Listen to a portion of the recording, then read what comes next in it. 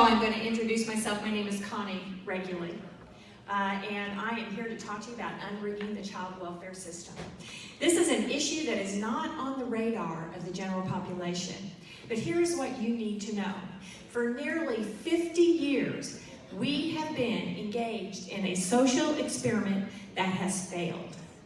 The government's rehoming of children is not a new issue resulting from immigration, but a well-oiled machine perpetuated by private profiteers and a perverted federal funding scheme. On any given day of the year, there are 500,000 children in foster care, and the statistics show that the results for these children are bad. They are more likely to be in prison, poorly educated, and be targeted when they have families of their own. The stats also show that 85% of these children are in foster care on the broad, undefined category of neglect. They are not there for psychological abuse, physical abuse, or sexual abuse. In fact, the stats show that only 12% are in foster care because of physical abuse, and only 4% are there for sexual abuse. Many of the issues that you talk about here, poverty, health care, opioid crisis, mental health issues, result in children being removed from their families and the loss of those family relationships forever.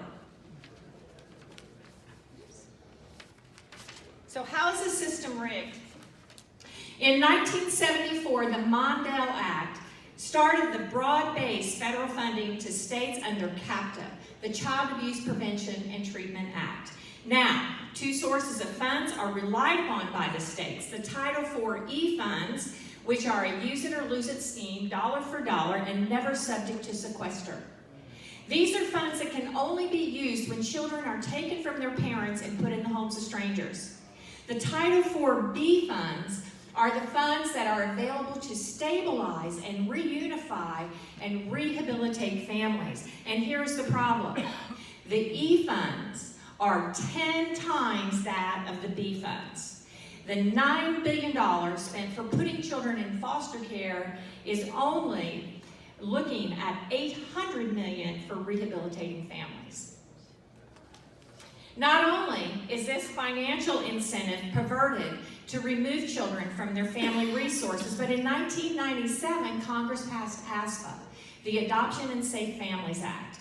Now we put a bonus check on the head of every child, and when the state has successfully terminated that child's rights to their family forever, they get a $6,000 bonus check. This madness is perpetuated by massive, multi-billion-dollar private contractors who move and shelter children for profit. How do we unrig it? First of all, there are conflicts within the system that must be removed and prohibited. The agencies themselves have opposing missions that cannot be tolerated. I was a district attorney when I first became a lawyer, and across the street was the public defender's office, and we were always fighting against each other. I thought every man had to go to jail, and they thought every man could be rehabilitated. Within our child welfare agencies in every single state, they are prosecuting parents and supposed to be reuniting and helping parents in the very same agency, and yet, as I already explained to you, all the money goes to the destruction of families. Not only is there a conflict within the agency themselves, but also within the contractors, the judges, the guardian ad litems, the court-appointed attorneys.